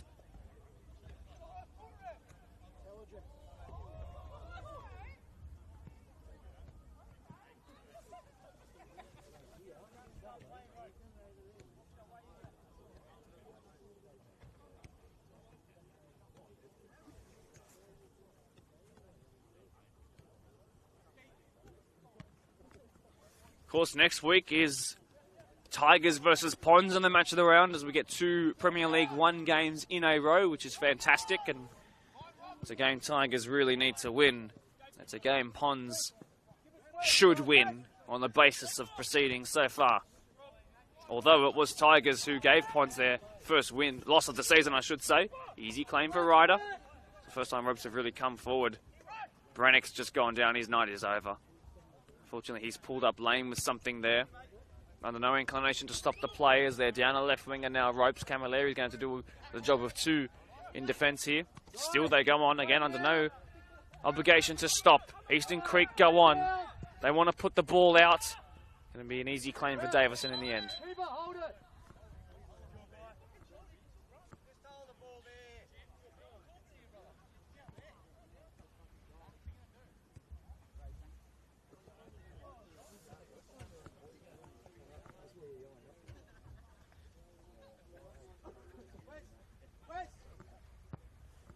Looks like Wesley Manguendez is about to make his way onto the pitch for Ropes, formerly of Premier Spurs, of course. As a Premier League entity, they dissolved, so great to see him back, this time in the PL1 space.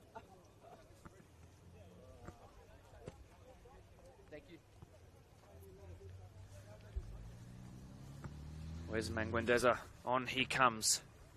The number 19 has a big task at hand. Unfortunate for Brannick, the unit himself, off he goes. His night forcibly comes to a close.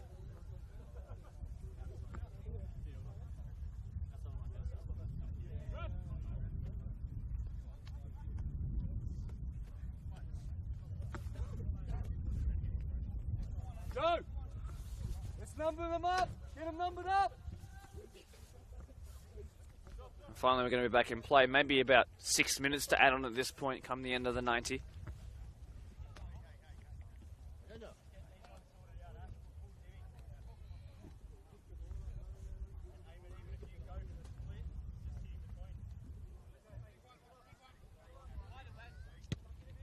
Minutes to go until the end of the 90, but plenty more to add on, I would guess.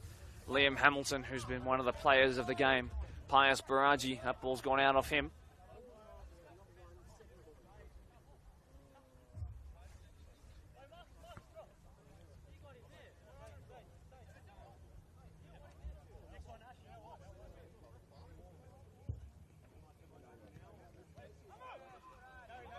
Liam Hamilton. Can he feed it through again? He almost did, you know.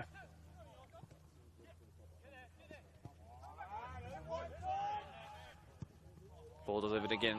Should be Davison's. He came, but Esper got in the way of him. Pirouette turn.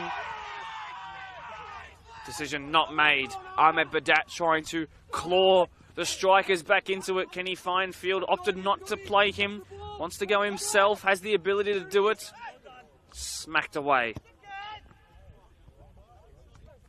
Handball quite clearly there. Not called. And now he's been able to play that ball. Esper came to the rescue though.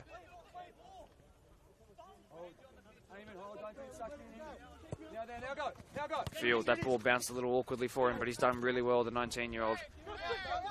Match it. Got that wrong.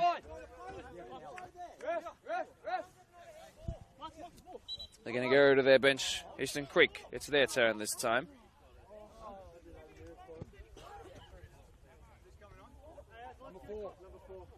It is Aaron Shivers coming on. Off comes Hayden Robertson. He's played a lot of the reserve grade game prior to this as well, so no surprises that he's going to take an early bath in the first grade one. He's had a long, hard-working old day. Shivers on. A Ron.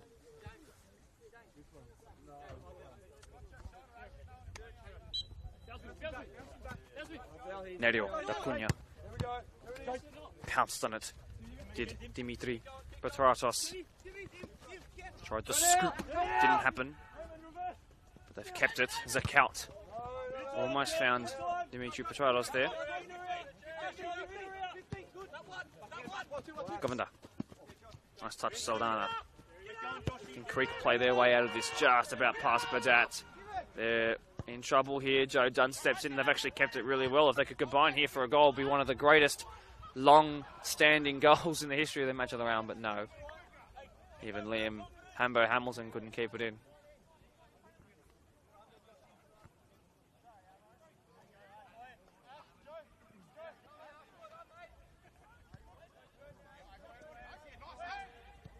Hamilton steps in again.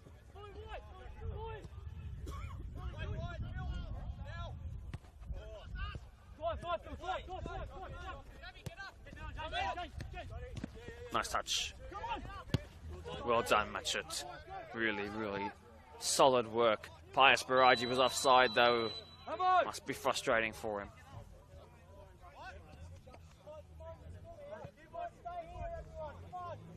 Danny Hinton asking Hamilton if his hamstring's holding up okay. Looks like it might have been a concern in recent weeks, and he's saying, no, I'm good. Lovely ball by Fufus. Ahmed Badat is threatening. Camilleri has... Oh. That is a frustratingly poor moment. And he's quite unhappy with himself. Once Jordan Camilleri, and I mean this in the most respectful way, once he sort of calms down and stops giving himself so much grief, and he can just stay a little bit more zen, he'll be a really stellar, accomplished left fullback. Probably the ultimate back five left wing back of the season, an extra asset because of the lack of left-footed players in the world in comparison to right-footed players, so he's an asset in that sense, but more significantly it's his ability to go forward. It is really quite impressive, even if that moment didn't quite showcase the best of his abilities. Over Ahmed Badat's head. He said on the podcast this week that he's a rare scorer of a headed goal, but we all remember the mythical man giving away there. Dimi Petratos on a hat trick. No, got his touch wrong. The rush of blood. I remember when really Ahmed made his name for himself with a hat trick against Pons, and his first goal that day I think was a glancing header, which took everyone by surprise, and from there he bursted into golden boot contention. From all-age men's sevens to the top of the tree in Blacktown. Ropes looking to gain a bit more control in this game. They've started to wheel the arm wrestle back in their favour in the last couple of minutes. But they just need that finishing touch. Ropes, just when it comes to match of the round games, they have only ever scored more than one goal on one occasion. That was the win against Riverstone, that 3-1. They just, for some reason, they just go a little camera shy. I think it's just an unlucky curse. Dimi Petratos, can that curl away into the path? Does he want to return the favour to Liam Hamilton? Camilleri was quick.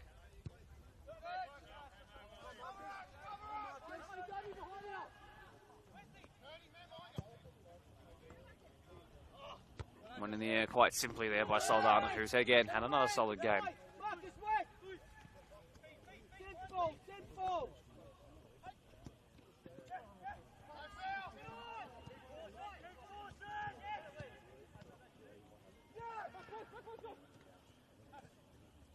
Opening up the space and the angle for himself, Ahmed Badat. Should have passed it.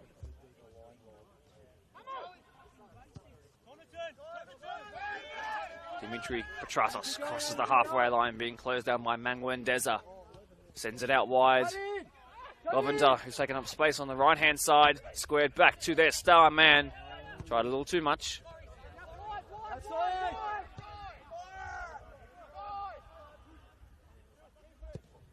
Delivered in. Lovely technique. Falls here to Pius Baraji.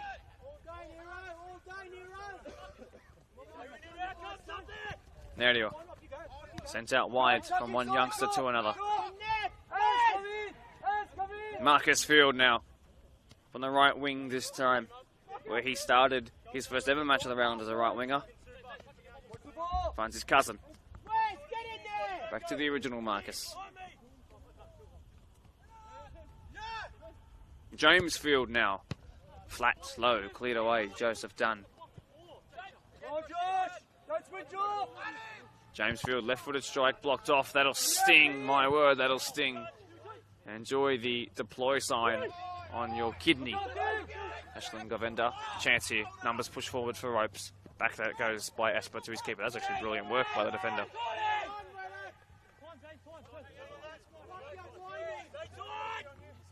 Space here for James Field. Less of it so for Marcus. He's done well to open up some space. Ahmed Badat. Lovely. Past Joey Dunn in a... Oh.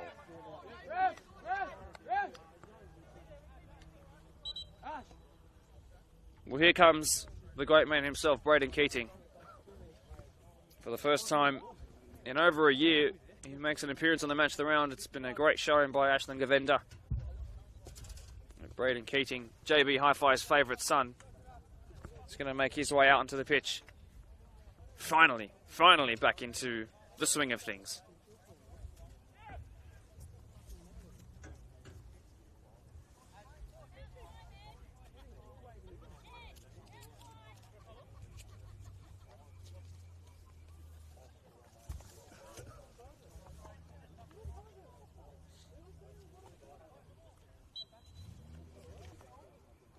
Ball goes back in play finally. Braden Keating in that promotion season got 7 goals, 5 assists.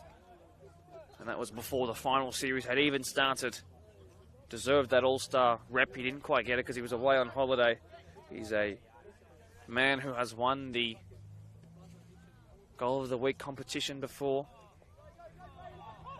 Chance here. Actually ended the season with a pull down on Pius, and that's won a free kick. Actually ended the season in that 2022.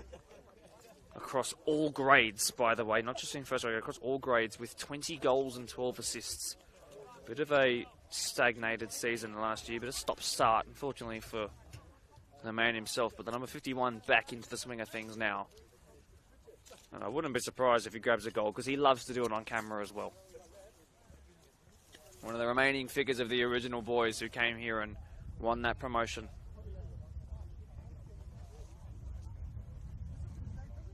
So a chance to make it 3 and really seal this one off.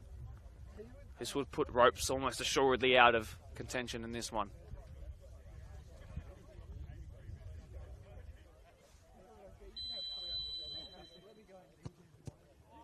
Bit lazy, and then the Rabona in. This could be the most special goal. Davison's claimed it and held it really well. Very strong hands by the 23-year-old. Lovely touch, Ahmed Badat, really deft. Same thing for Marcus Field. Cuts back behind the halfway line. Square ball to Nerio da Cunha. Square ball, silly. Nimi Petrados is just having fun with the competition at this point. Free kick given. They're saying they got the ball. Too much of the man though. Liam Hamilton apparently.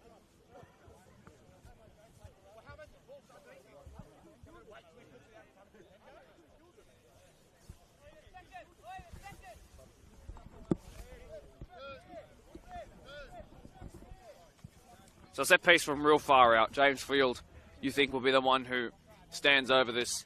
Capable. Very, very capable from this kind of distance. We know that this guy likes to hit it knuckleball style. Put it on the valve of the ball and hope that the wind and the football gods are kind to you. It's not a repeatable technique unless you are truly a master. And James Field do just that. He goes for that kind of technique straight into the hands of a very grateful Brad Ryder.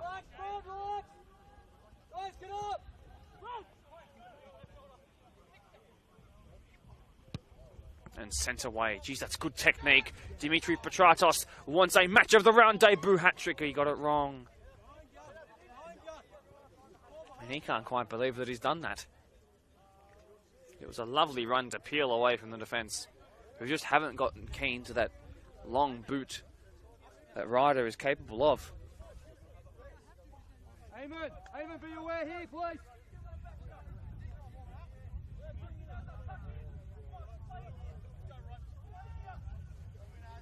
And sent away. Past the halfway line. Keating involved. Chris Keating in our YouTube comment section. I'm sure you're enjoying that, the brother of this man out here. James Field, who had that free kick just a couple of moments ago.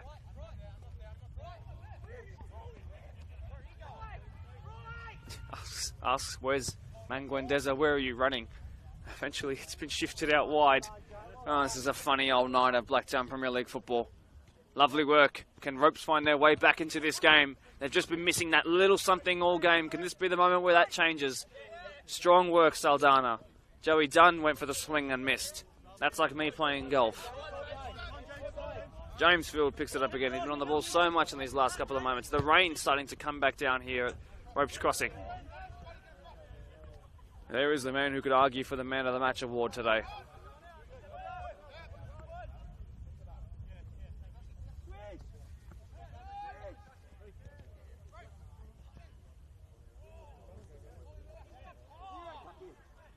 Long left to go now. He's still somehow got the ball. He's got the ability to just create time and space for himself. Eamon Zakout. I like the idea, the execution a little off. Esper did well.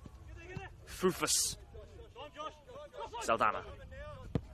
Lumped forward. Pius Baraji threatening. Always running, always persevering. Always threatening. He deserves a goal tonight. He's worked real hard. That's been lumped along. Nice touch by Chivers. And it actually might materialise into something here. Pius Baraji running in late is Liam Hamilton, who's got that... Ooh, I'll interrupt myself and talk about that ball delivered in. It barely went in, it went straight out.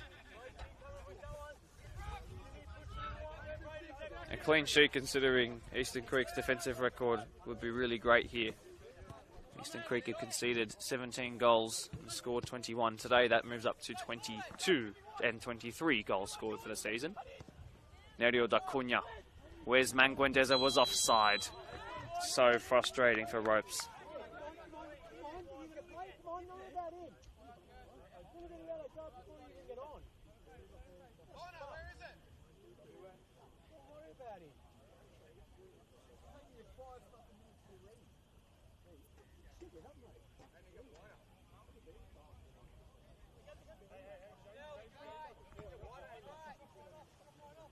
Five to go, but how much will be added on is the question we ask.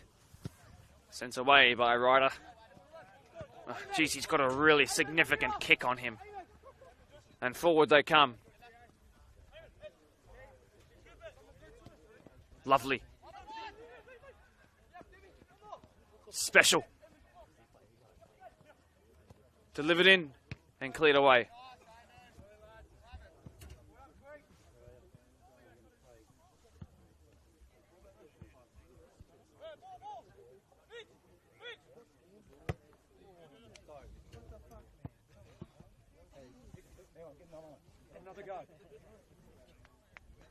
Happy camps for those in green today.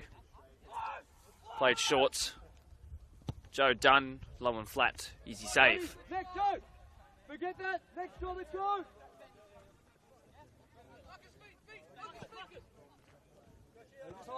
Got great throws out of the hands, doesn't he? Passes worked, fields combined. Machut passed around him. Saldana straight back into the swing of things. He is a really, really promising young player. Him and Doonside's marauding left back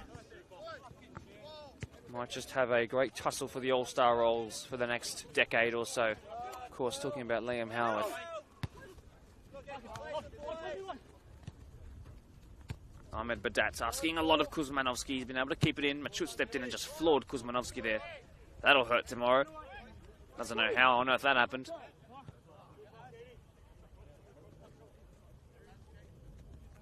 Strong work by Machut. Govenda. Braden Keating.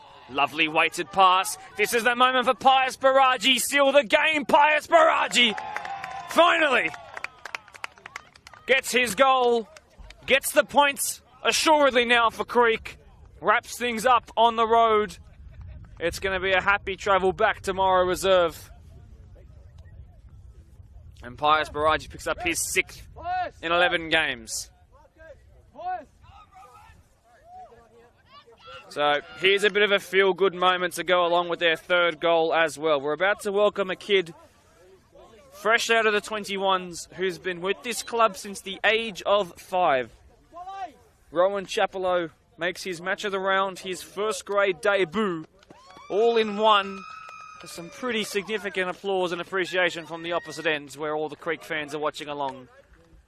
Some 15 years of service to the club, the first and only so far in a growing list of players that have made their way from the youth ranks, never moved, never switched, never deviated off course of the Creek way to make his way up into firsts. Good on you, kid.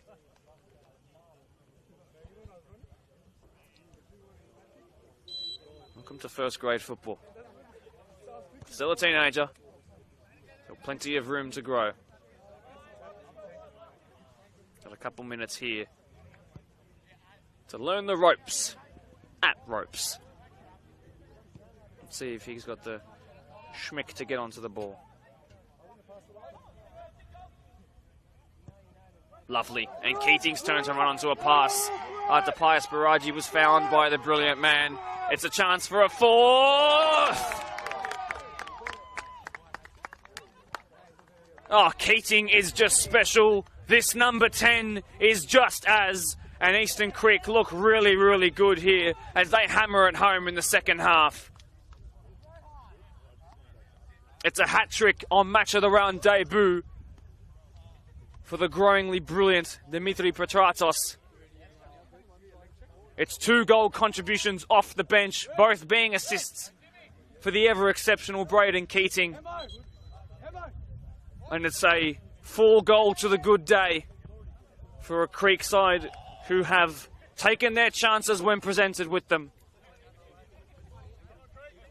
As Liam Hamilton makes way. The ultimate welcome to the match of the round for Dimi Petratos. Welcome to Blacktown Premier League. Happy to have you. You have been a breath of fresh air tonight. Welcome as well to Kurt Elbra. Of course, the man who opened the goal scoring in their quarter-final against Blacktown Workers last year inside 56 seconds. He's played goalkeeper in a grand final, prior to which in the reserve grade grand final of 2022, he picked up 4 goal contributions in a 9-goal grand final. Kurt Elbra back among the match of the round. Manguendeza corner for Ropes as they try and get something to put onto the score sheet tonight. In a really damning day. You might remember that when we were tight, well, when we were only separated by 1 goal in the opening seconds of the second half, Ropes had a pretty healthy shout for a penalty. And since that moment, I wouldn't say that they've dropped their heads, but it's just been that Creek put their tails up and were sharper from that point onwards and didn't let them have a sniff. Struck towards goal, that's the sniff, it's been saved. Get up, Kurt! Get him up! Josh, get up!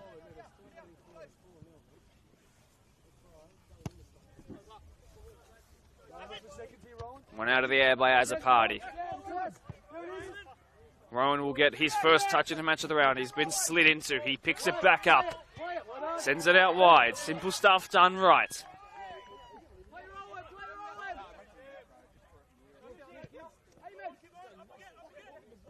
As a count goes down.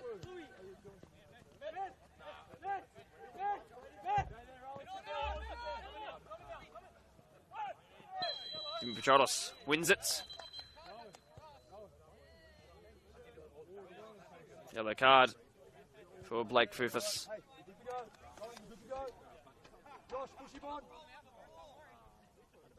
Clear foul for the data analyst himself. Couple of moments left to go in this game. It's another sad day for Ropes in the match of the round, unfortunately.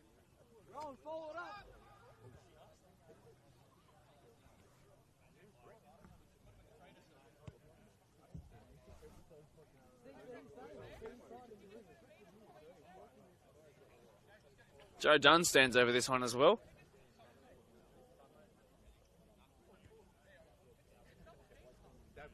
This could be the final moment of the game. Dimi Petratos strikes it. Didn't quite find a bobble in the surface. Might have hurt himself too while doing it. Went for the outside of the foot screamer. Time for Machut. Splendid work. Here is Rowan. Try the reverse ball. Just about one there on the sideline. Kuzmanovsky helped to his feet there by Saldana. 2 young fullbacks. Watch the ball! Watch the ball! Oh, lovely pass. That's one of the best passes of the day. Field to Manguendeza, blocked off there by the captain. They've done all this without Liam Polinsky, of course, today as well. It's been a really spirited performance.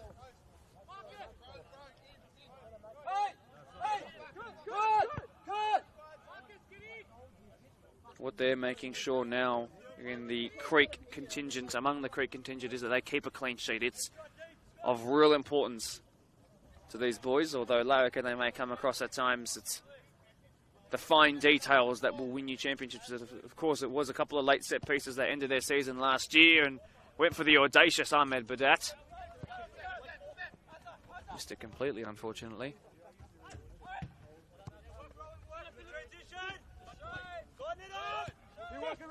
Given away, Saldana sent it in behind. Zakaut in a foot race here with Azapati, which he wins. Great to be able to have some football matches to bring to you, by the way. The day will end with Marion on top and Creek still in their top 5. In fact, closing in just 1 point behind that of Dooney, who have a catch-up game to go.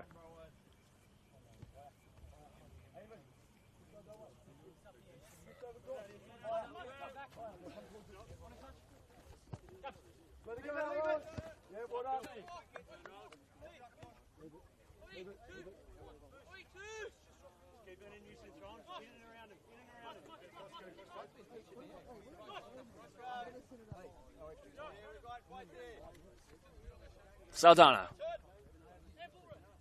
Dimi Petratos. Holding it in the corner.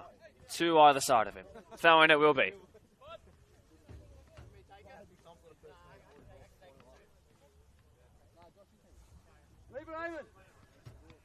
Petratos again. Just toying with them right now. Lovely work. Zakaut goes down in a heap. Says, get to your feet. Badat given away. Silly mistakes. Petratos again wants a debut poker, squared this time. Cleared away. And it's brought to an end by Mario Tadone. Eastern Creek have run rampant here in the second half and bolstered their finals boost chances by a real significant margin tonight. It's been a fantastic second half showing, although it could have been so different with that handball that was decidedly not given. I don't want to mention it too much because I'm sure it will be bothering that of the ropes players and staff who will be asking the questions tonight. But a really stunning 44 minutes onwards in that second half. Other than that first minute where they were caught out almost by that penalty call, Eastern Creek have really had a special game. Saldana was fantastic. Their goalkeeper, Ryder, caught every cross, claimed every ball, started attacks by himself. Out the back, Machut has worked his way back into first grade football almost instantly after the Achilles issues. Everyone across the park was fantastic. Keating got 2 goal contributions and assists off the bench. Liam Hamilton got 2 wonderful assists. Dimi Petratos on his match of the round debut just picked up a hat-trick far out. It is a day defined by individual brilliant performances from Creek, and unfortunately Ropes just missing something in the match of the round, and that's probably the separation between them and the top 5 this season if I were to make a prediction. My name is Mark DePoli. I encourage you all to tune in to tomorrow's match of the round between the WPL team sitting atop the table, 1v2, Kellyville v Quakershill Juniors. It's Hills versus Blacktown atop the WPL. It's going to be great, and I'll be calling it, so the extra incentive for you to join in. See you next week, this time next week for Tigers as they take on Ponds. Thanks for tuning in. Congrats to Creek, commiserations to Ropes, and we'll see you later.